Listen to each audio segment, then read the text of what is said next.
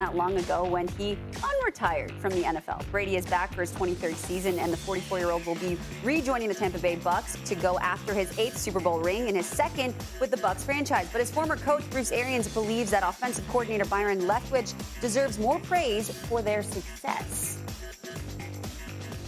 I get credit, and Brady gets way too much credit for what Byron does with our offense. And one of the reasons I hope he gets all the credit he deserves this year to get a head coaching gig.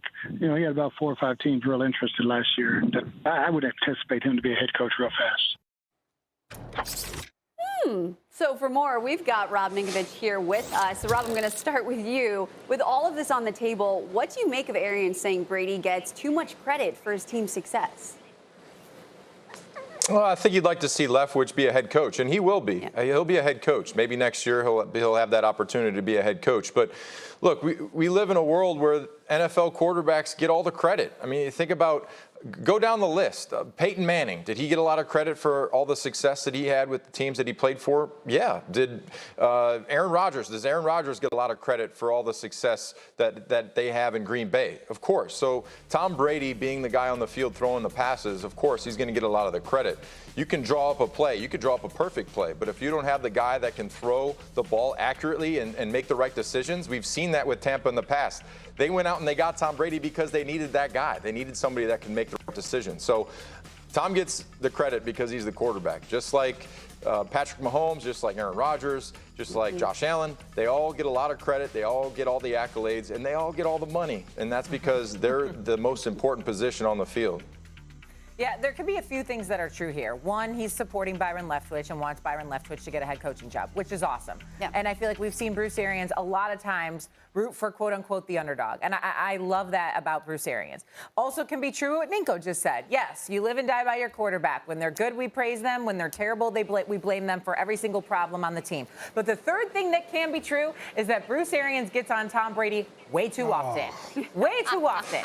And I have seen it from middle of the season, beginning of the season, now off season. He's constantly kind of throwing a little bit of shade at Tom Brady. And I'm not here for it. Because if Bruce Arians wants, now I know he's no longer the head coach there in Tampa Bay, he should have started Blaine Gabbert if he's got all these issues with Tom Brady. And so I just don't like the constant shade for TB12. I didn't see any shade, to be honest. I think everybody's being a little bit dramatic on this one because what I heard Coach Arians say, I and Tom Brady get too much credit. I think he just delivered the words in a way that made it sound like he was saying, I get some credit and Tom gets entirely too much. I thought this was a guy saying, I'm the head coach that won a Super Bowl. Tom Brady's a quarterback that won a Super Bowl. And nobody's talking about Byron Leftwich, and they need to be.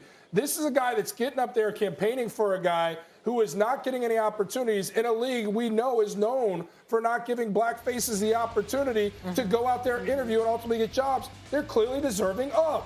So for me, I see nothing here to hate on Bruce Arians with, only celebrate. Nick makes a great point here. Even if there was shade being thrown, which I didn't see any of it, it's a quarterback-driven league, and that's how we're always going to assess success. It is, what the quarterback? Who's that quarterback? Oh, yeah, that's why they won. They got Tom Brady. They got Peyton Manning. They got Drew Brees. And when they lose, they've got Blaine Gabbert when he was starting before he was in Tampa Bay.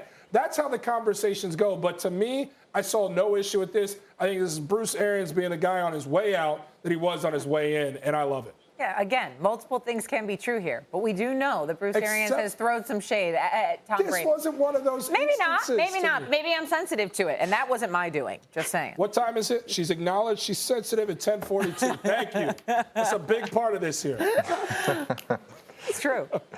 Nick, what do you think? I think Leftwich and Tom definitely have had a huge impact on that offense. But, you know, also the player selection that they've made and bringing in and building a roster, that's really made a difference and set them apart from where they were in years past. You know, they bring in a lot of key pieces. They built that roster out to be one piece away. So, you know, credit goes to the, you know, the scouts and everyone making all the decisions on who they're signing and who they're keeping. So Byron Leftwich will be a head coach. Mark my words. He's going to be a head coach, and he's benefited from having Tom Brady as the quarterback come in. If Byron Leftwich was trying to put in this game plan with a Bortles or somebody else or a rookie, you know, I think it would have been a lot harder for him. I mean, look, we saw him with Jameis when he had 30 touchdowns and 30 interceptions. So, you know, having Tom Brady has definitely helped Byron probably in his career, get a head coaching job. So I think that next year we will see Byron Leftwich be a head coach of a football team. Well, and Rob, you played with Brady. Do you think he really pays attention to these types of comments?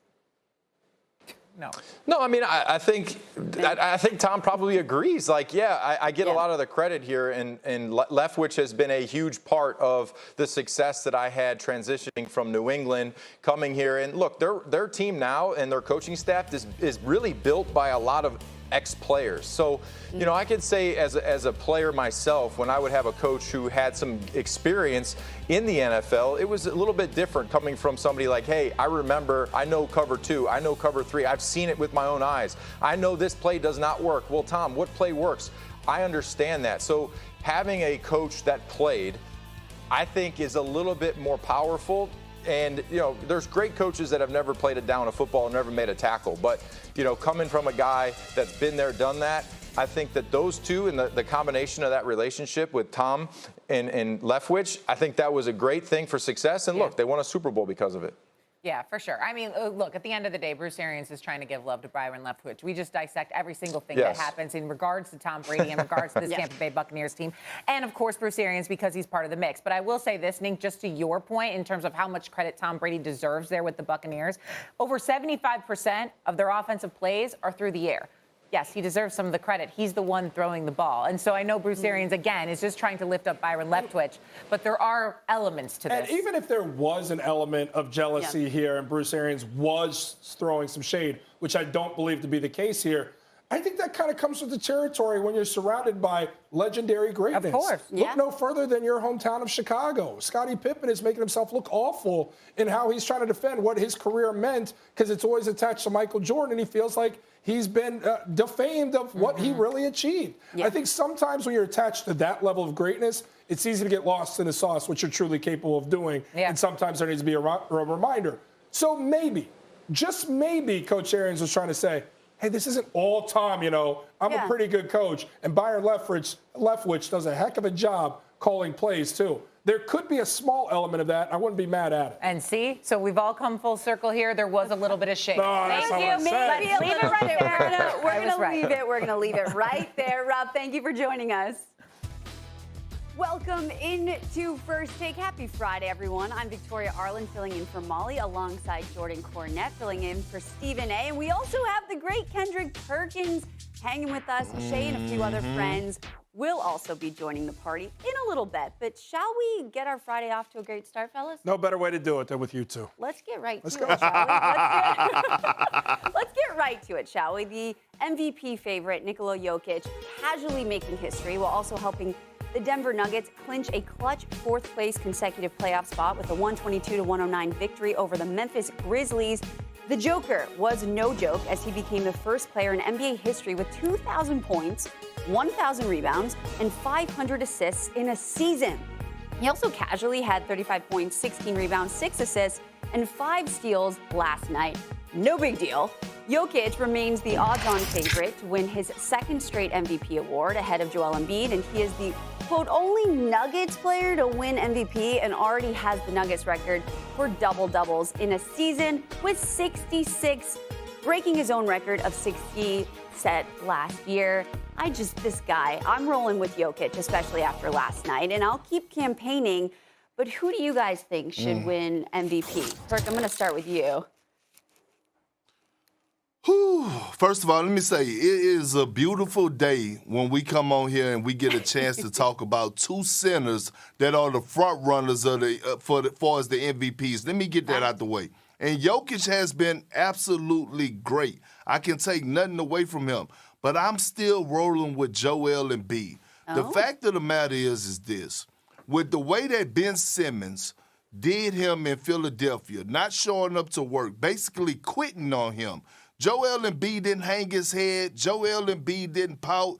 Joel Embiid silenced all the noise and said, you know what? I'm done with the Ben Simmons topic. It's time for me to go to war with the guys I have in the locker room. And he did just that. And he did it in great fashion to the point that he attracted another superstar in James Harden, who forced his way out of Brooklyn from playing with Kevin Durant and Kyrie Irving. You got to be doing something special if you force James Harden to come play with you. And then on top of that, the last center to lead the league in scoring and win the MVP was Shaquille O'Neal. And he did it in 1999 when he averaged 29 points a night. Right now, guess who's leading the league in scoring? It might be Joel Embiid, giving people a 30-piece wing dinner, all flats, lemon pepper style. And so when I see Joel Embiid and I see what he done before the arrival of James Harden and now continue to do that with James Harden struggling, I got to go with Joel Embiid. The fact that he was the runner-up and then he bounced back this season, even in better fashion, I'm going with Joel Embiid as my MVP pick. Look, V, Perk laid it out beautifully. It's a great time to be a big, no question. You got Giannis in this mix, too, because in reality, it's a three-horse race. And if you're calling Giannis a big, which he is, it's all three of these guys. It's a tough year to be trying to campaign to be an MVP. Any other year, Giannis may get it. Any other year, your boy Embiid may get it. I had Embiid up until about a week and a half ago. Jokic gave me no choice. It has to be big fella. It has to be the Joker because of what he's done to put this team into the position that they are. When you look at the Sixers and their record, when you look at Milwaukee and their record, Denver's record ain't far off of it. And look, Perk, you talk about the fact that you got Embiid, who was able to attract a star there to play alongside him. Where's the star in Denver? Who's the star alongside him? Jamal Murray's out. Michael Porter Jr. is out. This is the focal point of the offense is a big man. It's a center in Joker. And what has he done with no shooters around him, with no legitimate star around him? He's delivered and done it in a historic fashion. We talked about the totals he's amassed, which we haven't seen before. How about the historic PER that he's going to end up posting? That surpasses Giannis's from 2 years ago. This guy was the MVP a year ago.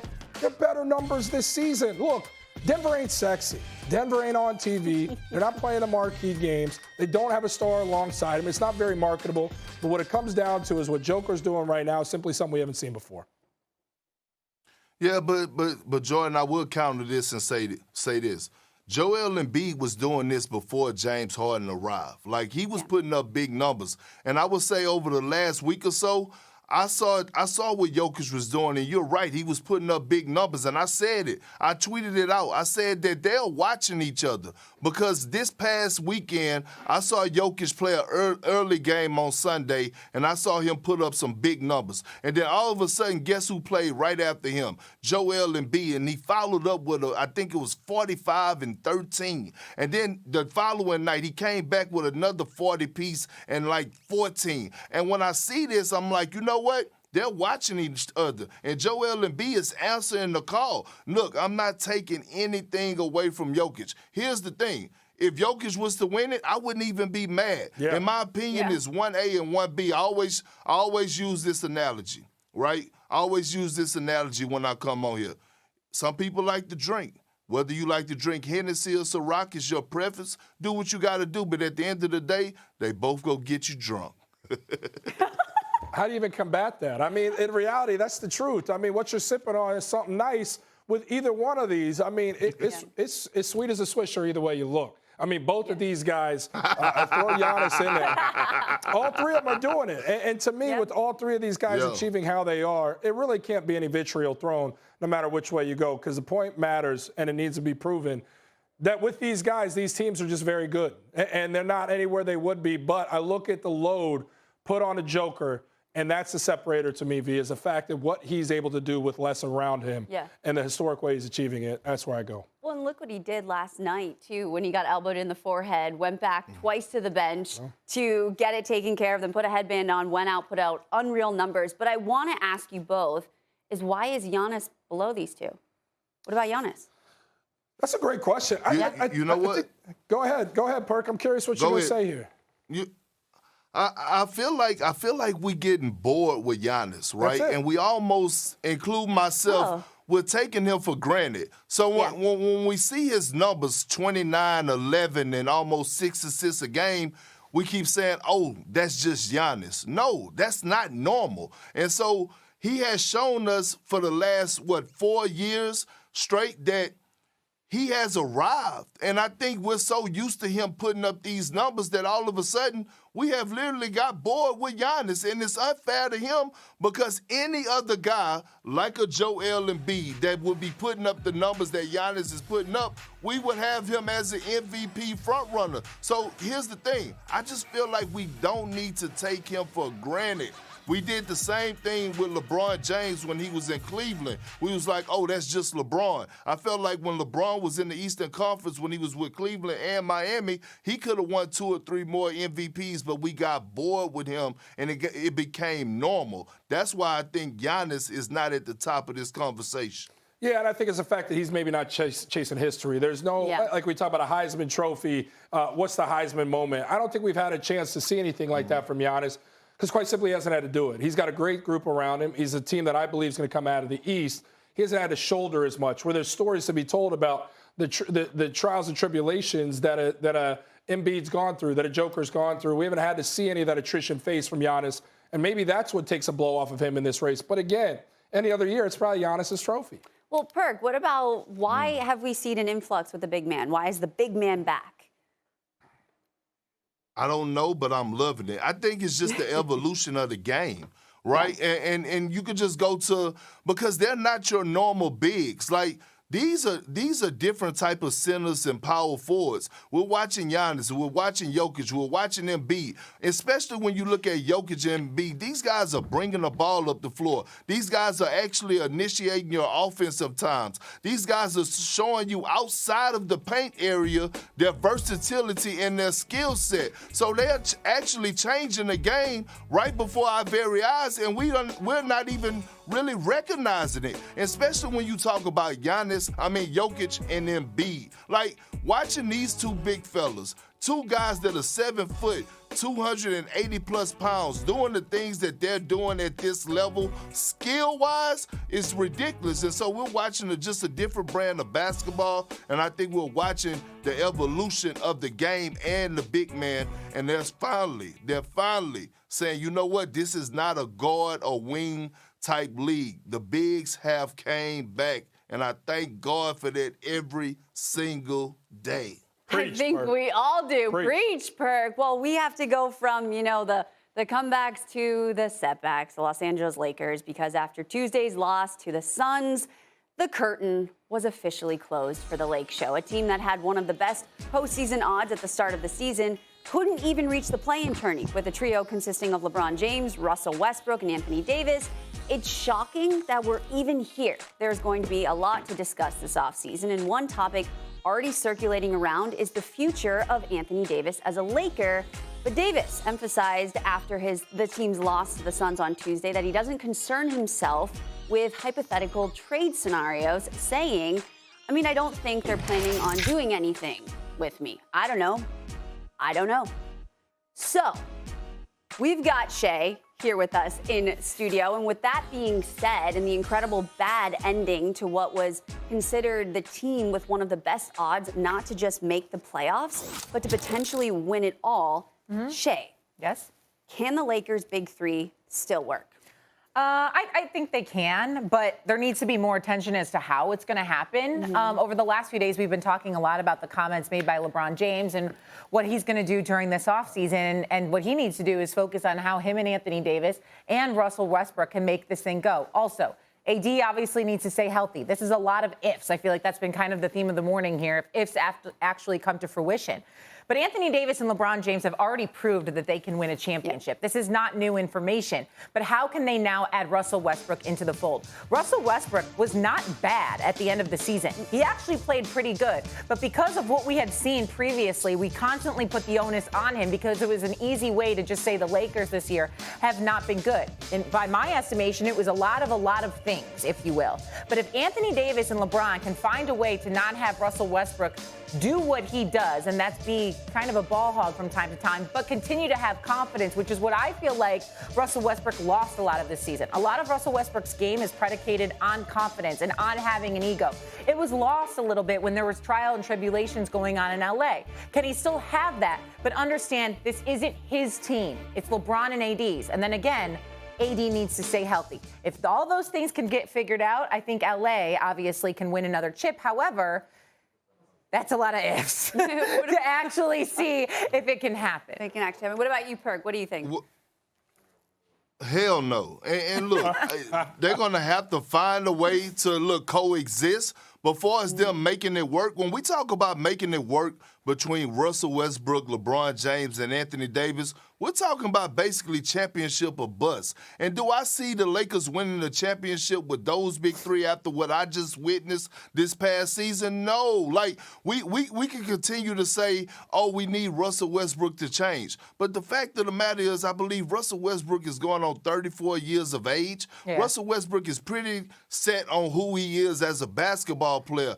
I don't see Russell Westbrook changing. And that's not a bad thing. It's just not a great thing for the Los Angeles Lakers. By the way, LeBron is going to be 38 next year, which we can't say even age no more because he keep proving us wrong, and I get all that. But we just have to realize how better teams are getting, right? Just look overall around the NBA. Teams are getting better. Players are getting better. And by the way, no one is afraid of the Lakers anymore. So when I look at it, yes, they're stuck. They have made this bed, and they have to lay in it. I think they bring the big three back. Do I see them winning the championship with this big three? No, I don't. Not at all. What if they add a little defense, though? What if they add some defense? They don't have this space in terms of how the salaries are constructed and how that roster is to really go get any of those things, Shay, that you're asking for. So to me, look, Perk is right, but he's also even more right about the fact that it's going to be these three guys.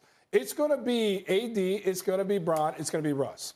So how are you going to use those three guys? Well, I scoured through the tape on this, and I was trying to find ways to make this thing work. And my best thought is, for one, apply a motion offense. Yeah. Let LeBron have other guys where he doesn't have to shoulder that much of the load alongside these guys. Redefine roles.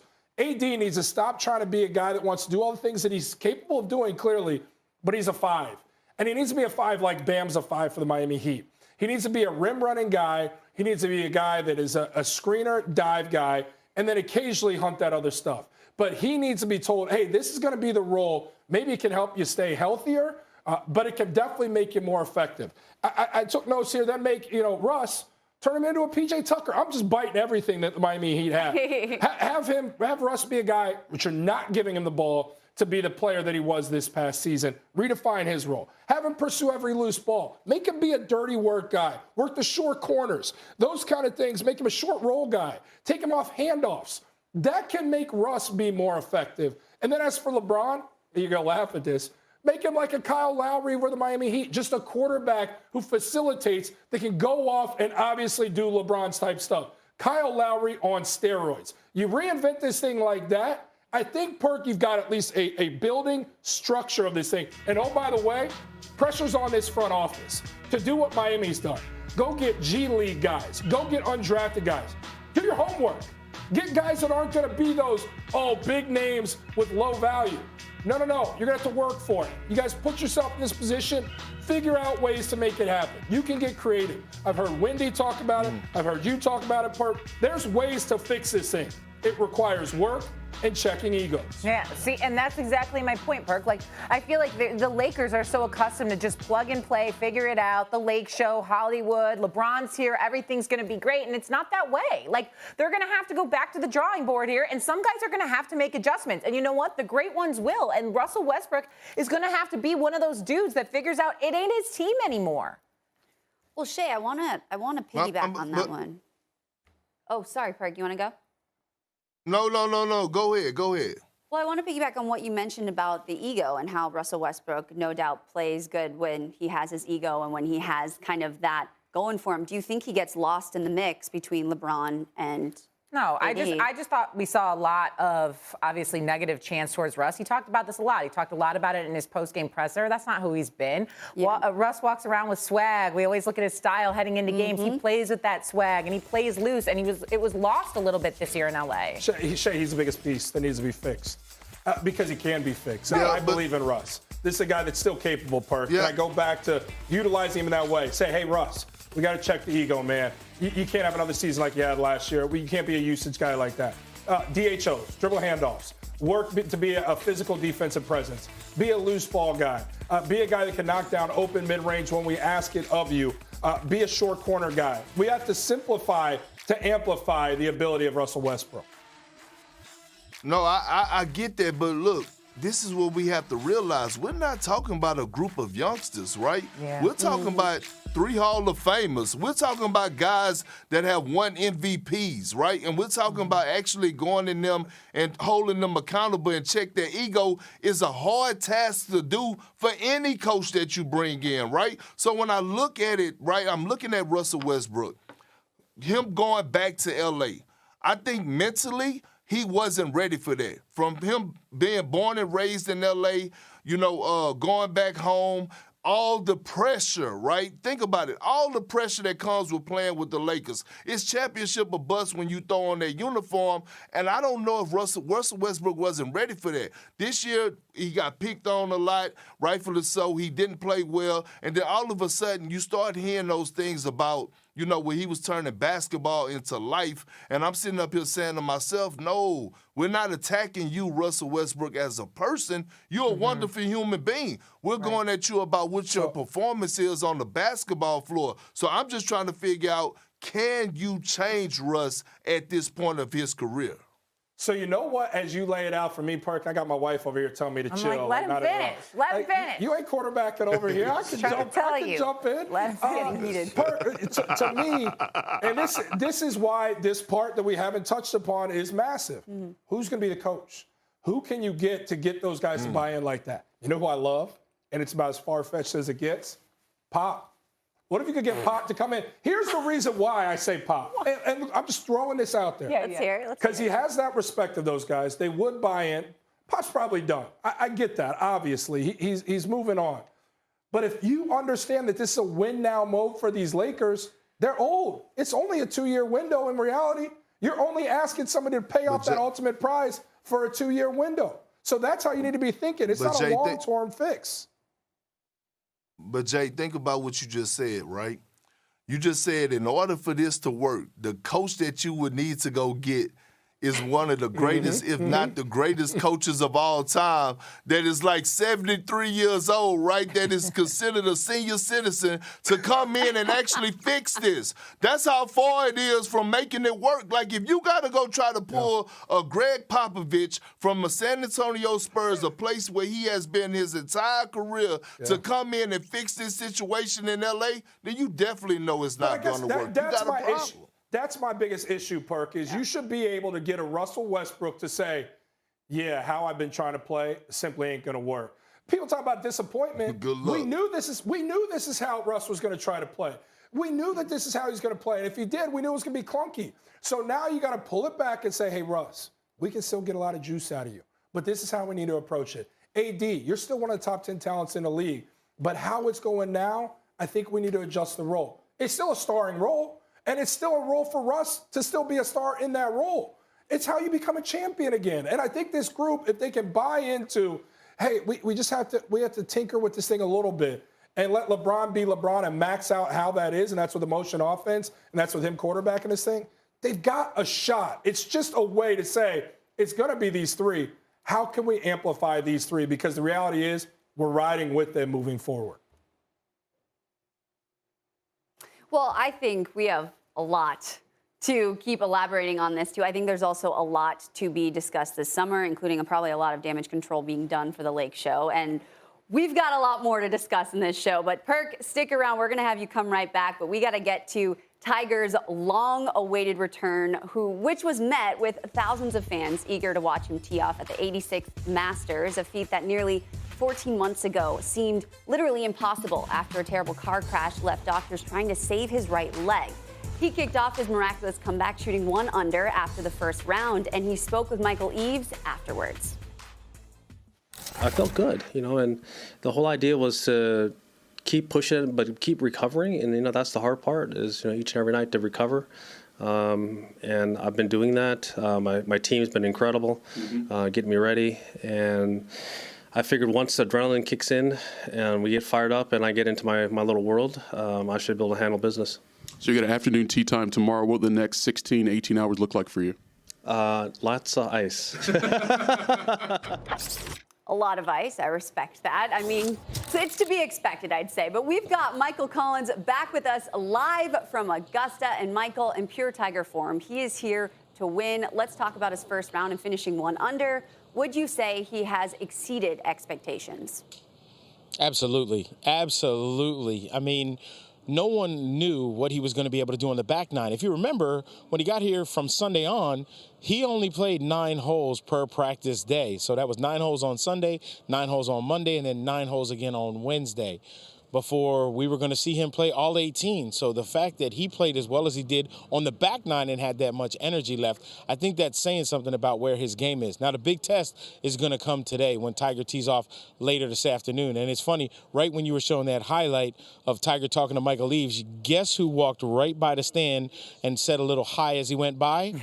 Tiger's caddy, Joe LaCava, out there right now, walking the golf course because he can't be inside the ropes. So he is looking at where the pin positions are, where the holes are located, and seeing how the balls are reacting around the holes. If you remember yesterday, Tiger brought Joe in on a lot of those reads. So as a caddy, you want to get out here early and see exactly what the putts are doing around the holes. Joe's out doing his homework early. Michael, when Tiger tees off this afternoon, what are conditions going to be looking like? He's already braved the elements for day 1. What are we going to see, or what is he going to see in day 2? Yeah, ironic that you use the term elements because there weren't really a lot of elements that Tiger had to deal with on day 1. This afternoon, the wind is really supposed to kick up. Now, first thing this morning, the temperature was way down. It was in the low 50s, but there was barely a breath of wind. The temperature now has gotten up, is right around 60 degrees. And there isn't a lot of wind, but it's starting to pick up. Late this afternoon, we're supposed to have wind between 15 to 20 miles an hour, with some gusts getting up to 30 miles an hour. So dealing with that kind of wind at a place like this, with all of these trees where the wind swirls, that's going to be an issue for Tiger Woods. Michael, I know we heard Tiger talk after his round yesterday about how he needed to go get some ice. Obviously, you were there. You watched him walk around, walked the course, how he swung. What did you make of his leg and how he looked out there? Yeah, it's funny. When Tiger said he's expected to have a lot of ice in his future, I thought he was talking about having drinks. Maybe he felt so good afterwards, he was just going to have a celebratory little drink after the fact. But, he was talking about his eye. He was talking about his leg. And look, if it's Tiger Woods, I wouldn't be surprised even a little bit if he had, like, his own cryo unit with him. Yeah, maybe so he could do some time in the cryo unit because that would be good for the leg. But that being said, I mean, the good thing about him teeing off in the morning yesterday and then playing this afternoon today, it gives him the longest opportunity at recovery for that leg to have it in as good a shape as he can have it in going into this second round. Well, let's also talk about, Tiger's journey to even get here, back on his feet and being able to play, and what it's taken for him and his team to get him to this point. Tiger normally doesn't let us behind the curtain when he does interviews during tournaments. It's not till afterwards when we find out like what it really took for Tiger. But there was something that he did yesterday when he was talking to Eaves, when he did his chuckle and just kind of went, y'all have no idea what I've gone through. I mean, and that, I think, gives us some insight into even how Tiger is a little bit amazed that he's able to do this and is here this week and competing this week. No one, and I mean no one, after that accident happened, and probably 5 to 6 months after it had happened, thought we were going to see Tiger Woods at Augusta National. And even when he played in the PNC in November with Charlie, he was the one who said, I'm not even in a position right now to walk 18 holes. And that was in November. Now, and that course, the PNC, is dead flat. It's like walking on a basketball court, which doesn't have any undulations on it, or at least shouldn't if it's a good basketball court. The fact that he's here, and this is one of the hardest walks on the PGA Tour, and he's going to try to put himself in a position to do this 4 times in a row, is almost medically miraculous Yeah. Not even to talk about mentally what it took. When I talked to Tiger at the PMC, he would say, I have no days off. There are no days off. And I talked to Erica as well, and she said, I've never seen anybody with the will to get up and work every day no matter what, no matter how he feels. And that's what it took for him to get here. And he didn't do it alone. People had to help him. People had to be there and do things in order for him just to get to a point where he could do the work to get here. So the fact that he's praising his team the way that he's praising, the fact that he shot 1 under, like I said, the cake is fantastic. Tiger's alive, and he's going to get to spend time with his kids. All of this is icing, and him playing well is a huge cherry on that cake. Michael, I love that perspective. I couldn't agree with you more, but we all want to see Tiger get deep into this weekend. Now, we've got a little bit of a taste of it. I'm sitting there watching with Now Shea we're greedy. Yeah, now we are greedy. I'm sitting there watching with Shea yesterday, and I marveled about the physical specimen Tiger still appears to be as he's moving the course. There's a slight limp, but he looked pretty good as he was walking down the fairways. He didn't hit as many as he would have wanted to. What would be the tell that maybe shows, hey, Tiger is maybe fatigue setting in, this day 2 is really starting to hurt him? He may have given all he had in day 1. Well, I'll be honest, man. So Tiger, I think, was bigger before the accident. And I think after the accident, I mean, when you see him set over a shot, especially when he's putting, when his shirt stretches out and you see what I call the wings back there, the wings are still big. He's still yoked. Don't get it twisted. But he slimmed down a little bit, and I think that helps. Now, as far as the walk goes, Tiger's going to have that walk probably for the rest of his life. Sure. That's just the way it's going to be. But when you talk about, did you see anything in his swing? Yep, on the 18th tee. Now, most of the time, the best analogy I can use, because I'm sure a lot of people don't play golf, and I don't want to get too deep into the woods of the golf swing, but it's like when you see a baseball player swing at a baseball. They're trying to get to their left side. They're trying to get all that momentum going left. Well, in order to do that, you got to push off of your right side. Tiger on the 18th, you could tell, just didn't have the strength in that leg to really fire off of that right side.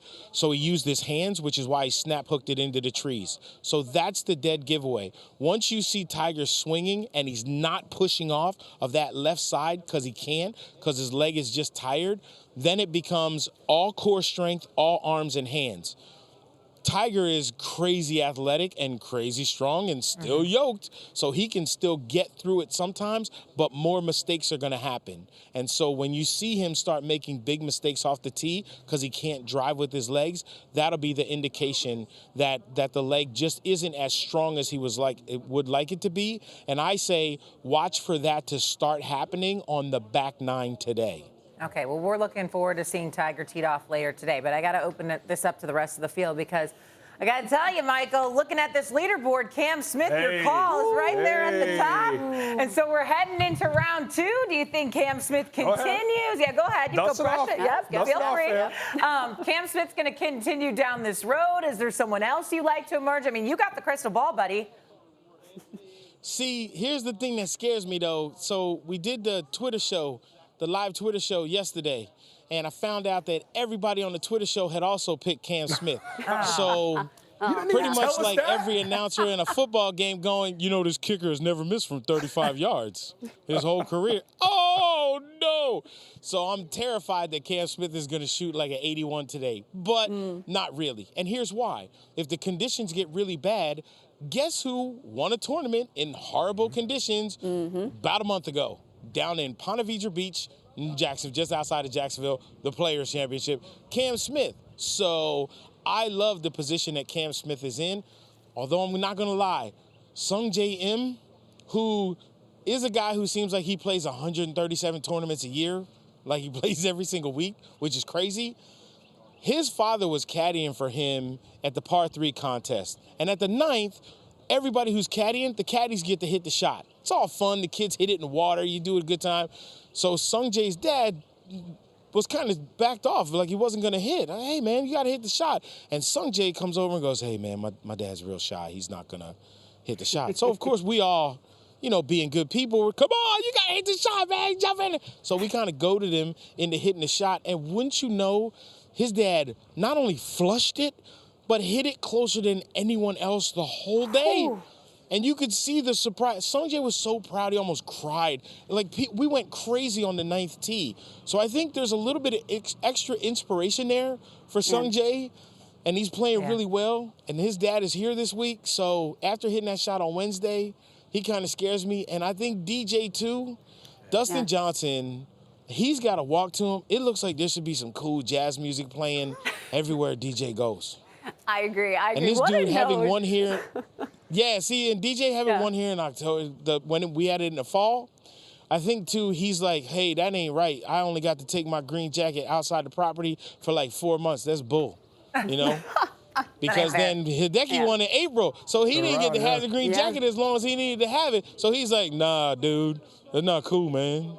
I need that jacket for a year. These are not problems that many people have. No, you know what I mean? Not at all. Not at all. But you want that jacket for the length of a year like everybody else gets it. I feel it. Just to have it for a minute feels like a win. Since we last saw Tiger Woods compete in this type of arena, I figured once the adrenaline kicks in and we get fired up and I get into my little world, I should be able to handle business. 4, please. Now driving, Tiger Woods. oh yeah, come on. You want your Tiger highlight? There you have it. The place was electric. Under par for the 46-year-old 5-time Masters champion. People have no idea how hard it's been. We've never taken a day off since I got out of bed. To get from there to here, it wasn't no easy task.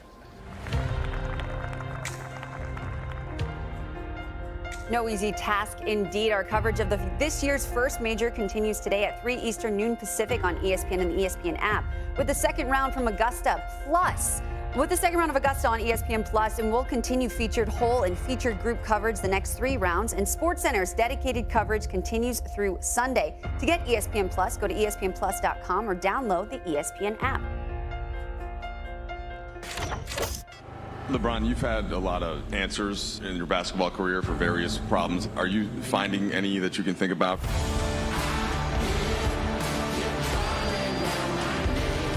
Just feel like you can't catch a break. You know, when it rains, it pours for all year. Who would have thunk it that the Lakers would not even make the playoffs? A lot of soul searching to take place during the offseason. Our goal was to win a championship. We didn't get it done. Can't make no excuses about it. The curtain has been closed in La La Land, and with that, Perk is back with us. So it's no doubt that LeBron has made the most of his time in Hollywood. He got the title, he's got a booming production company in his hands, and a lot of amazing things off the court. But with all that being said, and the incredible disappointing ending to a very promising start, has LeBron gotten more from LA than LA has gotten from LeBron? And Jordan, I'm going to start with you. This one's very easy for me. LA's gotten more from LeBron than LeBron's gotten from LA.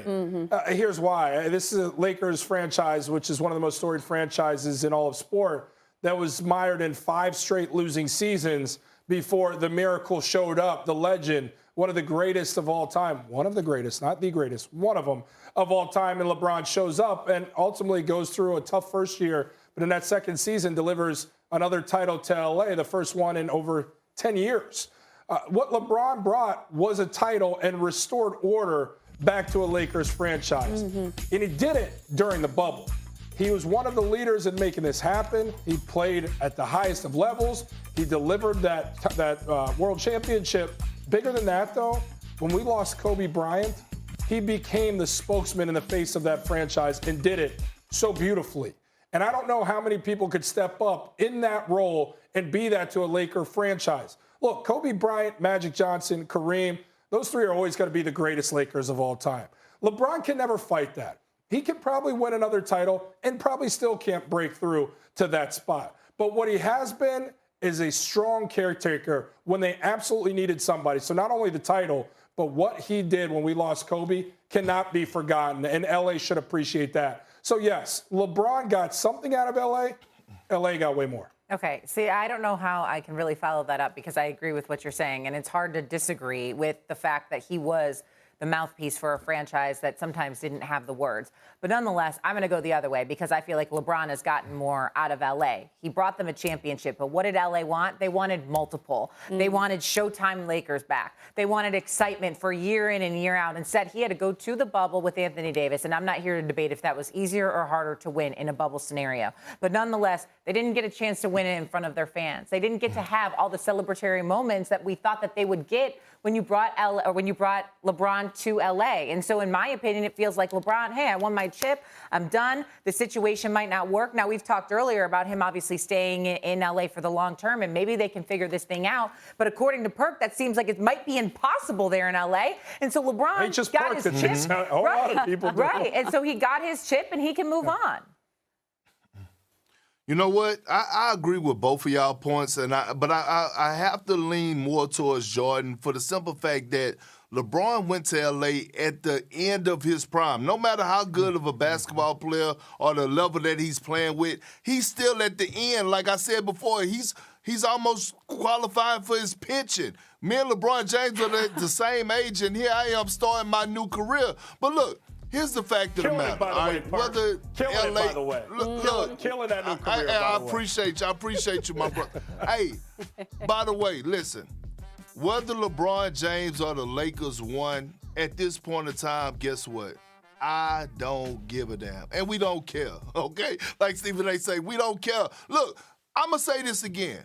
I'm getting tired of talking about the Lakers, okay? They're 18 games under 500, okay? Now it's time to move on. It's time to talk about other teams that need our attention, like the Phoenix Suns, the Milwaukee Bucks, the Toronto Raptors, the 76ers, Sixers, Jokic, Giannis, Embiid. I don't want to talk about LeBron. I don't want to talk about Russ. I don't want to talk about Anthony Davis. I think the world is tired of talking about them. They underachieved. They are one of the biggest, if not the biggest, disappointments in NBA history. Let them sit back and do what they do, meaning watch everybody else like we're about to do. Sit back and think about what they did wrong, go in timeout, and let's just stop. Not you guys, but I got to talk to my producers. Where Dave Roberts at? Where Antoine at? I'm just sick of the Lakers. I'm just sick of the Lakers. I'm tired of it. But you know what's going to happen now, and this is not news from me. Obviously, Woj has reported this, and again, Jordan said it yesterday when Woj says that it's gospel. Like, they're probably going to fire Frank Vogel, and then we're going to have to sit here and talk about who the Lakers' next head coach is and how do they fix this problem, and the cycle's going to start all over. We're just going to keep talking about it. And you know what that speaks to, though, is the greatness of the city of L.A., this franchise in the Lakers, and LeBron James. Because it's always going to move the needle. There's always going to be something to talk about, even when they're falling flat on their face and they're not even playing. And I get it, Perk, you want to carry the hell on. So do I. So does everybody else. But there's going to be genuine interest in what's going to happen here because people want to see it fixed. People aren't going to sit here and say, and you know what, Jordan? The Lakers are down. What's that? And that's why you're so good at what you do, my brother, because that was an excellent point. I always bring this up. It's a difference between being popular and powerful.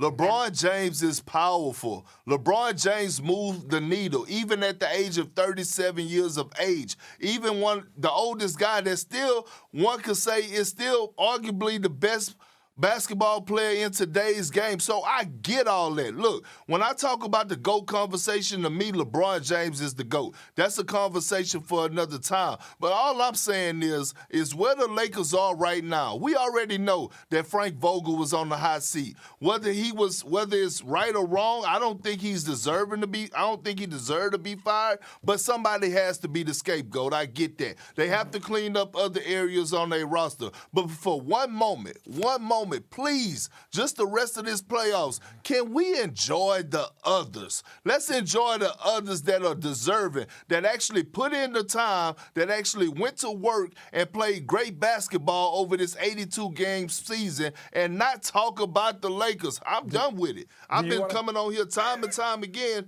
telling you how I'm tired of the Lakers, and today I'm officially done. After I do NBA today, I'm done. So if somebody, I'm done.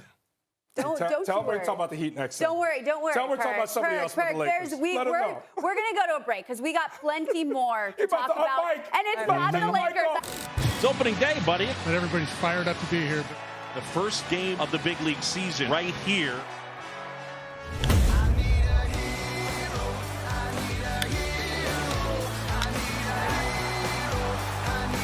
Designated hitter, Albert Pujols.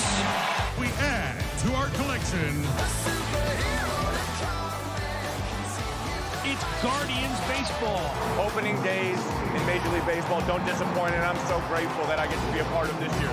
Oh, it's incredible. I have no words. Leading off, our starting pitcher, Shohei Ohtani. 9-9 in the home opener.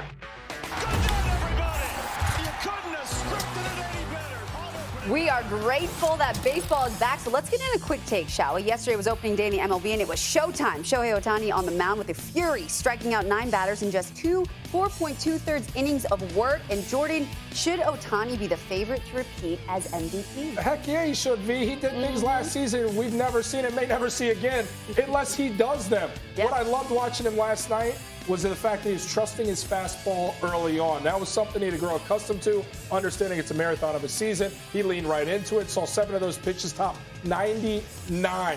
Of course, they lost the game. That's my biggest issue. I need to see Trout and Ohtani be a deep season, postseason squad. Yes. Right now, that's not the case. So we need these guys to translate to wins so I can see these stars on a bigger stage. I mean, it's just opening day, so we shall see. 162 shows face, absolutely. We got a lot to go in the MLB, but let's go from the MLB to the NBA. Last night, the Heat locked up the 1 seed in the East, and they didn't even play. Losses by the Celtics and the Sixers means Miami gets home court advantage through the conference playoffs. It's the 4th time in the team's history they've gotten the 1 seed, the last time being when LeBron James was on the team. Here's a look at the East and where it stands now. Heat locked at 1, then the Bucks, who have a half-game lead on the Celtics. The Sixers are a half game behind them, and then 2 back from the Philly are the Raptors. So it's still tight in the East and in the regular season as it ends Sunday. Perk, your wish is my command. We are not going to talk about the Lakers because it's been a strong year for the Eastern Conference, and we're glad you stuck around. So Miami clinches the 1 seed, and are we sleeping on the Heat as title contenders, Perk?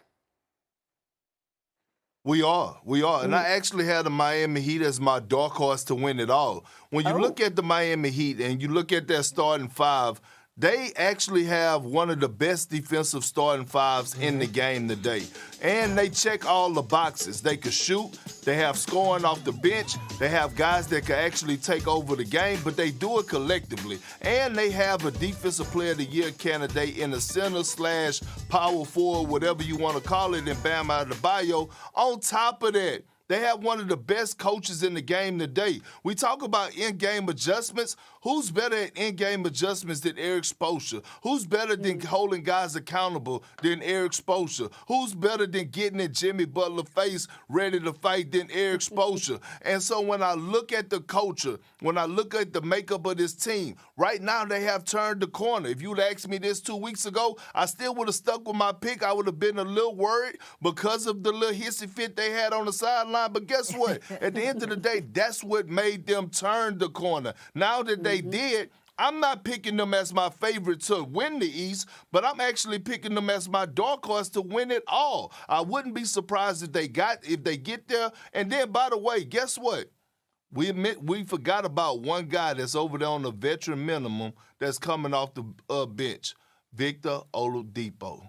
He has looked phenomenal these last couple of games. And so when I look at the Heat, we are sleeping on them for us being title contenders. Yeah, maybe some people have forgotten. I have not forgotten about my friend Victor Oladipo. That is for sure. You're Hoosier. That's right. My Hoosier. I love this Heat team. They haven't only, it's true, they haven't only won 5 straight, but they've covered in 5 straight games.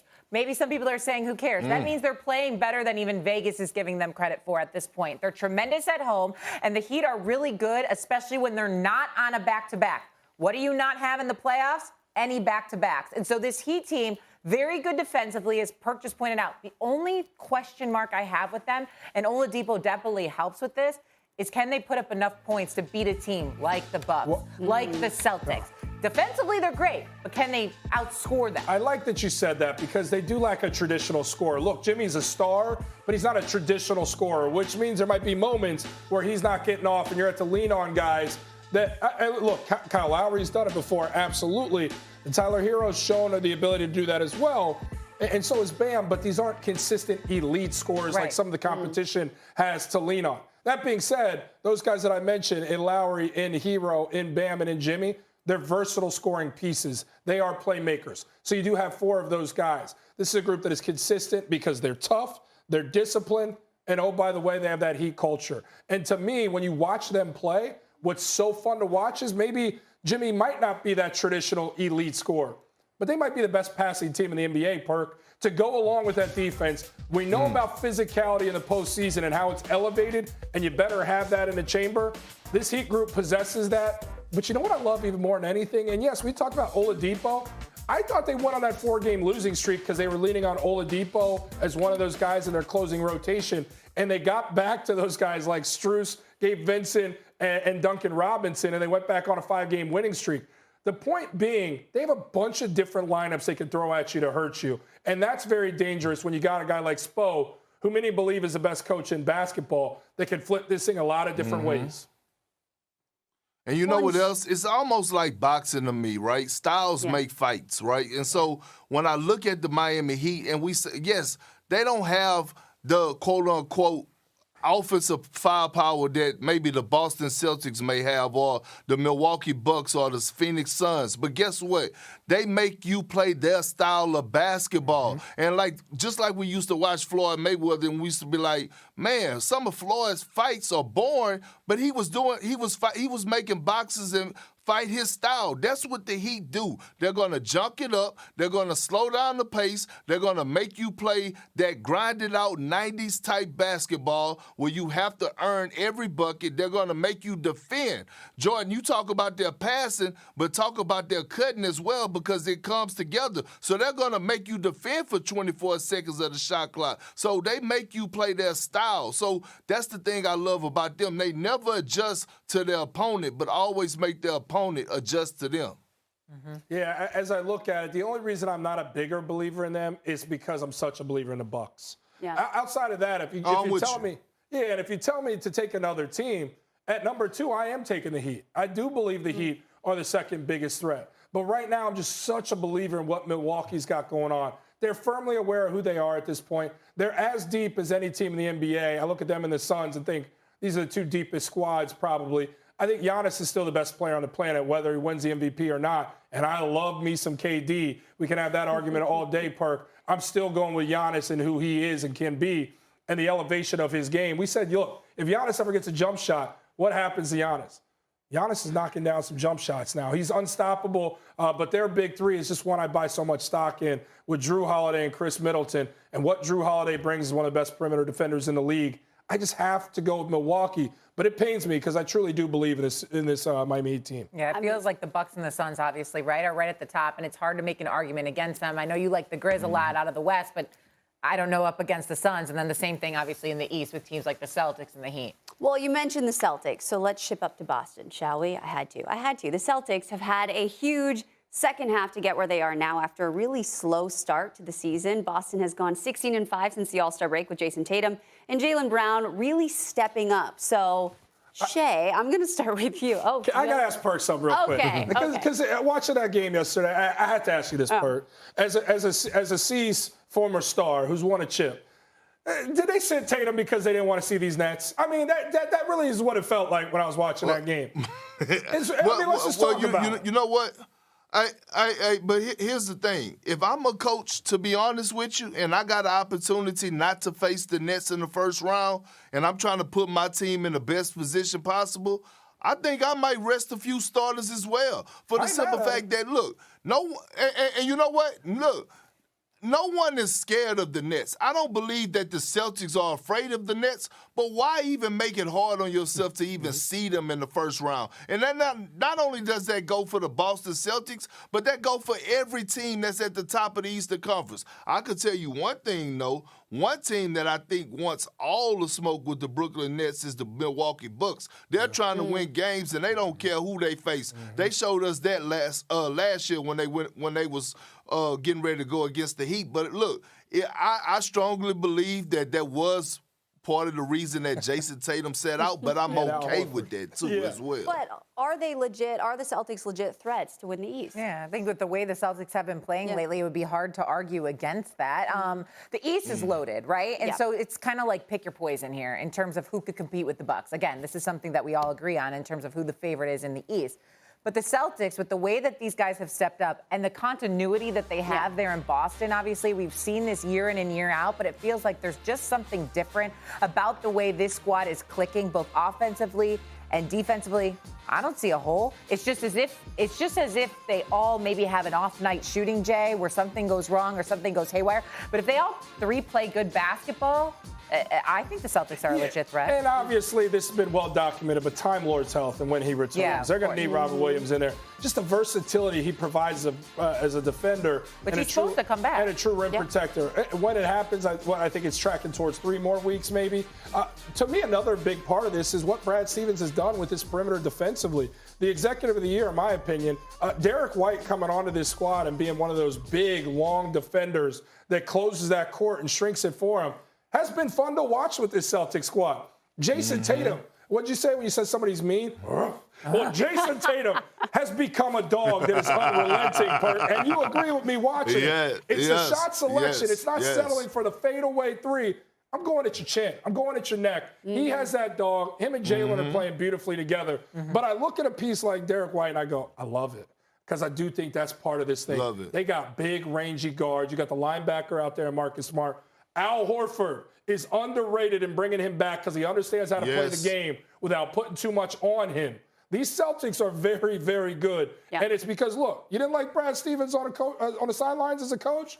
Cool, but what they've done with him as an executive, the C's are back. C's are dangerous. Yes. You know what? The Celtics are a threat in the East only, like you said, if they get a healthy Time Lord back. And see, my only concern is that when he do come back, is he going to be the same Robert Williams that he was before? And bigs take some time to get their rhythm back. It's not like guards, right? And so when I'm saying that, I mean his conditioning, getting back up the floor. Because, look, in this Eastern Conference, you need Rob Williams like old people need soft shoes. You need him against a Giannis and a Brook Lopez, right? You need him against a Joel Embiid. You need him against whoever else is in the Eastern Conference that can impose their will in the paint. See, Robert Williams takes so much pressure off the guards, and he allowed those guards on the perimeter to pressure up, to do certain things like gamble and go for steals and things to that nature because you have an athletic big like that that's protecting the basket. Also, what Tom Lord provides on the offensive end, what he provides on the offensive end, when you have a lob threat, a dynamic roller like that, it opens up the floor so much for those other guys to go to work and the spacing for the shooter. So it depends solely when he comes back and how he looks when he comes back if the Celtics are really a legit threat in the Eastern Conference. I mean, Perk always just leaves us with one-liners. I can't. They just keep topping one on the other. We've got more Perk coming your way, but we got to take it to a break because Brian Kelly is working hard to finally hear the Magic Man in the building. Magic Johnson. You sound so eloquent in disseminating the brilliance that you just did. Congratulations. But that ain't what you said to me when Brooklyn and Philadelphia first made the trade. Now, we're not going to talk about the vaccination status and all that, but it's box office. There's an imitation of you coming soon. A-Rod, 365, 6 homers, and 18 RBIs. He dominated the postseason. He was lit up like a Christmas tree. Like a Christmas tree. Yeah. Red, white, yellow, blue, all those little lights. How many great teams are there in the NBA right now? I don't think there's any myself when I consider great teams. You don't consider there's any? Like zero? Yeah, absolutely, Steve. Zero. Nare. Steve, zero. Steve, you listening? Take your hand off your brow. There you go. Here you have it.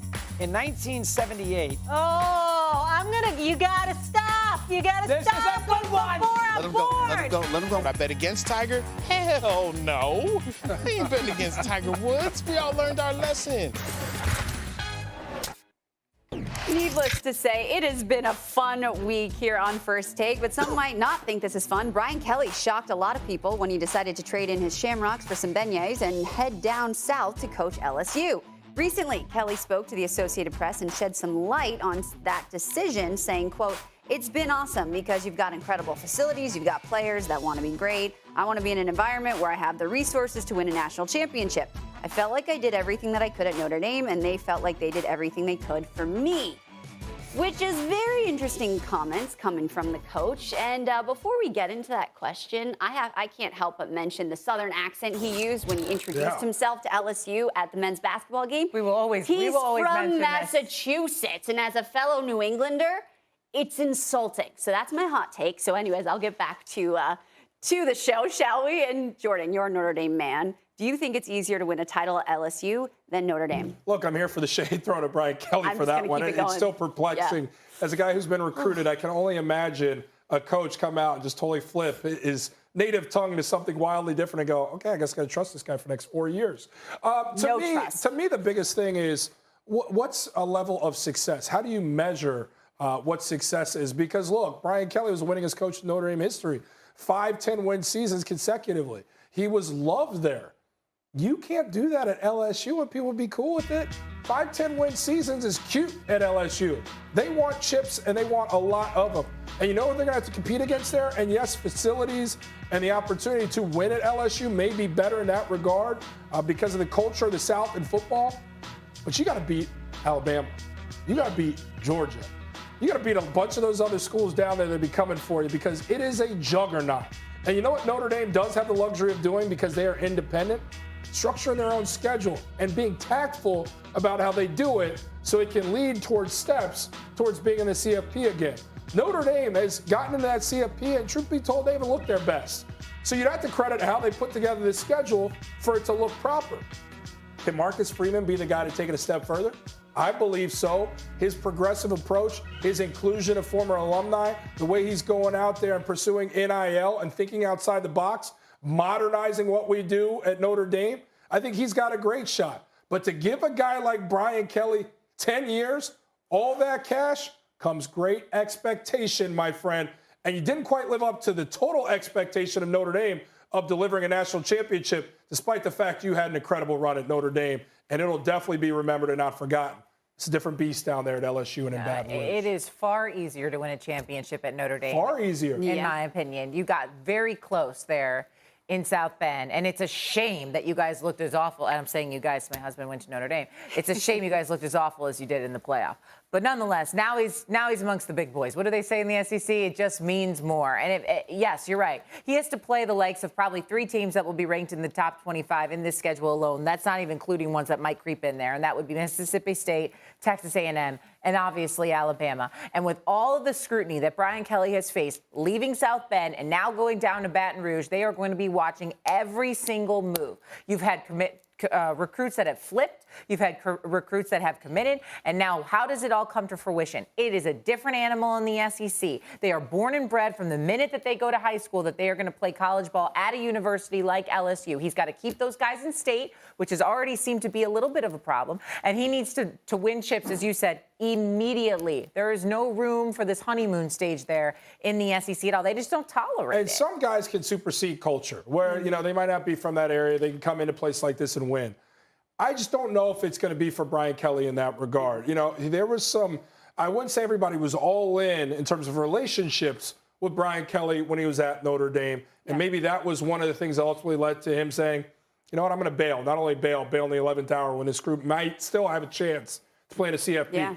So the culture down there, look, they loved Eddie O. He was one of their own. Yeah. He went in there and won a national championship. Clearly things got away from him. They had to make a move.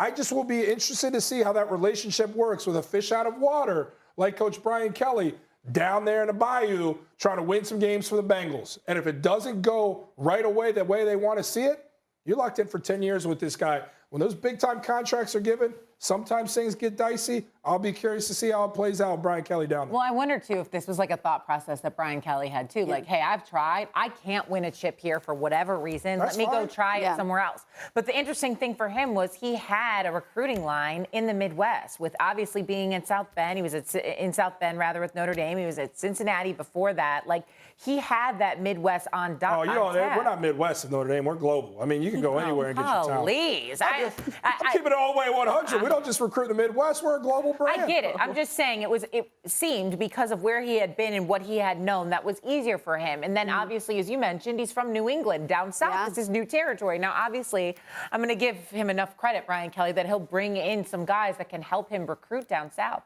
But I do wonder if this exact question went through his mind. Well, I can't do it here where I'm an independent. I can help pick my schedule. I've been in the CFP multiple times and I've gotten embarrassed. So let me go try my hand in the SEC. But no matter how good your team is, you've got to go up against the big dog in Alabama, which nobody wants to draw in the CFP, let alone the regular season. Don't forget about Georgia. I mean, you're talking about cannibalism within your own conference. Yeah. That's something he's never experienced before. No. He's coached at Notre Dame. I don't think LSU plays Georgia, though, this year in the regular season. Well, either way, to get through to the championship game. Right. You're going to have to cross. You see him in that regard. Yeah. You're going to be cannibalized in that regular season or coming out in that conference championship game. By the way, conference championship game, Notre Dame doesn't play one of those. Yeah. You talk about how it's set up for Notre Dame to get into the college football playoff strategically, and now with loopholes with where this potentially may go, even opens up a path when they do decide to flex this new CFP look, whenever that happens. It, too, still favors a Notre Dame. So there's a path built in that they're able to manipulate to get themselves there. There's no hiding when you're in the SEC and you're coaching at LSU. So, yes, facilities, all these other bells and whistles, great. But Nick Saban's down there. Yeah. And Kirby Smart's down there now, too. I just want to say this quickly, too. Like, Brian Kelly and this LSU football program, they need to turn things around. There's been a mess there with that athletic 100%. Program between what's going on with the basketball side of things and everything else. Les Miles leaving, all of that. They need to clean it up, and they're going to rely on Brian Kelly to do that. So he needs to deliver results and fast. So hopefully he can deliver results, but I think we can just leave it off there. Has he bit off more than he can chew?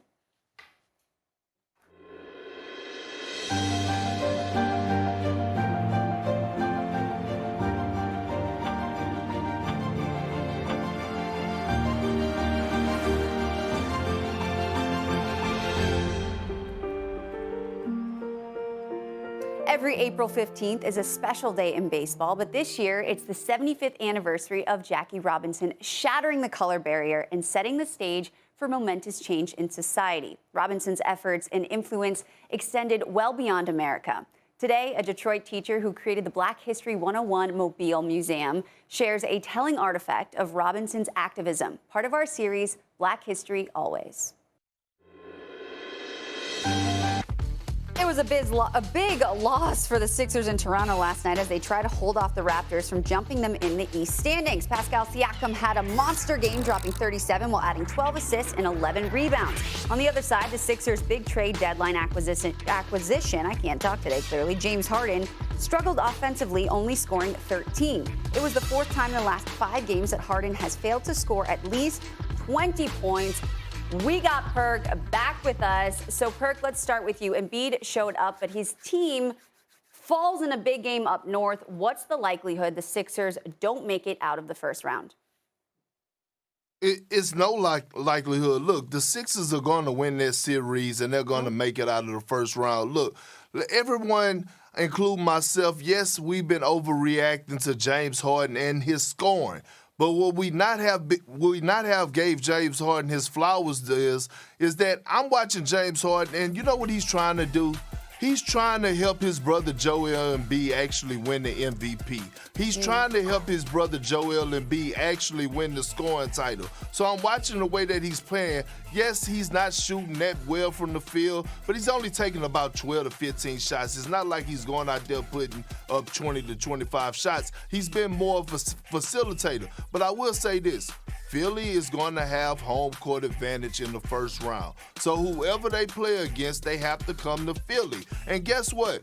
Role players play better at home. So I expect Philly role players to step up. We know what Joel Embiid is going to bring to the table. Tyrese Maxey has shown us how electrifying he could be. He's up for the Most Improved Player award this year. And we know if they could get any bit out of Tobias Harris, and not even asking for 20 points, but 15 to 18 points, they could win a series with flying colors and 5 or 6 in the first round. So is Philly going to be bounced in the first round? Hell no. And come on, Jordan, I'm waiting on you. Come on. I'm waiting on the Nick Nurse, the Siakam, the Raptors. Let me hear it. Let's get them damn Flowers out of the way in this conversation here. Let's talk about it. Well, if we're giving flowers to James Harden, would you ever distribute them in the summertime to James Harden, meaning postseason basketball? Would you say James Harden's a guy that has proved we can trust him and deliver said flowers to him? This is the first question.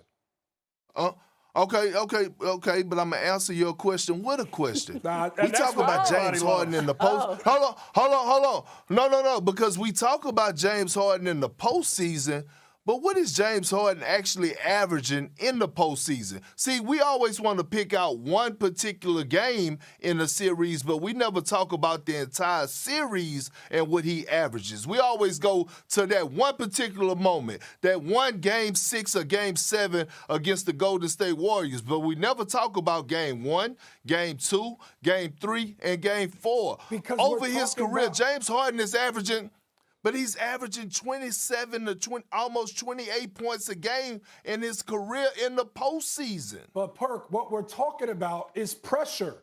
And there's pressure on Harden that's immense in Philly to be the guy alongside Joel Embiid. And if you're telling me in those one-off games, the biggest games of his career and the elimination games in the postseason, he better deliver in them. And when we're talking about down the stretch, let's go recency bias. The struggles are real with James Harden, but the struggles in the last 5 games, he's 19 of 60, 32% from the field, and 19 turnovers. Let's take it beyond James. I won't just make this about James. I'll make it about the Raptors. We love the Heat. The Heat are way better than the Raptors, but the Raptors channel a lot of the stuff that the Heat do. They're very switchable perimeter, switchable everywhere, quite honestly. They've got that dog mentality. They don't have the massive names everywhere, but they get it done. And let's go back to the Sixers defense, which I have questions about. This is a Sixers defense that likes to switch everything as long as it's not involving big fella MVP candidate Joel Embiid. Well, when they do, there's advantages, real advantages for these Raptors to explore. And they like to get out in isolation and try to pursue those. With that length, they're going to be able to find them. And you know why they'll be able to find them with ease? Because Thibauld's not going to be playing in 2 or maybe 3 of these games. One of your best defenders, the glue guy that brings it all together. We watched the Raptors dismantle the Sixers yesterday without Fred VanVleet and without OG Anunoby. Those are 2 pretty important pieces for a Raptors squad that most clearly already has the Sixers number. This is an ideal matchup, and Joel Embiid even said so. He said, nobody guards me as aggressively as this group. And you know why that is? Because Nick Nurse throws that matchup zone and a whole other looks at Joel Embiid that's not going to allow him to go off for 45, which he'll need to do to win this series. He can go for 30 and 10. That'll be fine, because the Raptors don't believe everybody else can hurt them in the degree they need to advance. Go ahead, Shay, before I get back on Jordan. I know you got something to say, and I got to go gather back his to thoughts. I'm going to pile on, too, and I feel bad, Perk, because I know you're beating the drum here for them 76ers, but it's easy to go ahead and blame James Harden and the 76ers crew for all the mishaps that have gone on. I mean, at this point, through 20 games, James Harden has only led them in scoring 2 times. And Jordan says that Joel Embiid, if he doesn't put up an astronomical number, someone else cannot pick up the slack. That has been proven. Look at this entire season. When he was at the Nets and he was with the Sixers, James Harden has not scored in 40 points or more. Not one time.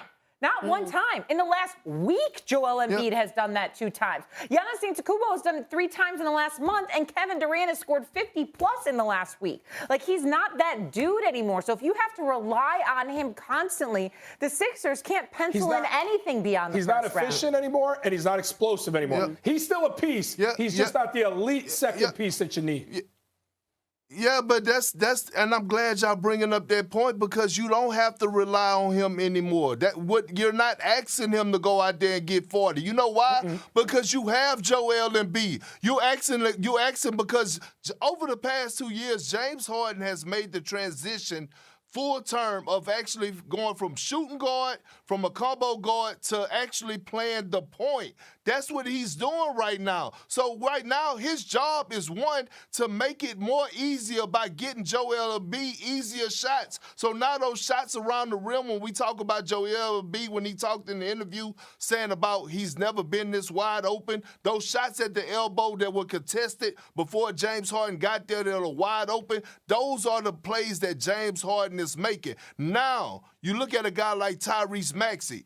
We have seen him explode this season with James Harden for big offensive numbers. Why? Because James Harden don't get enough credit for his facilitating. You don't need those 40 pieces from him no more. But I'm not betting that Philly is losing in the first round. I'll tell you that much. You can pencil that in. They win in the first round. You don't need those 30 pieces or 40 pieces. You're right. But you need him to be consistently efficient as a second piece. You need him to be an alpha-like player alongside Joel Embiid, especially when you look at what these Sixers leveraged and gave to the Nets moving forward. I better see it from James Harden here more so than ever. That's pressure, and we've seen how James Harden's look with pressure in the postseason. And there's a lot of pressure for this postseason. We could keep this debate going, but we have to get to one more break. So shall we?